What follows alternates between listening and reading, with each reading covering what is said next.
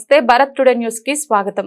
Kukatpally police station పరిధిలోని KPHB metro station పక్కనున్న ఓ tailor shop లో చెలరేగి ఎగిసిపడుతున్న మంటలు ఆర్పుతున్న ఫైర్ ఇంజన్ షార్ట్ సర్క్యూట్ కారణంగా అగ్ని ప్రమాదానికి కారణమని భావిస్తున్న కుకట్పల్లి పోలీసులు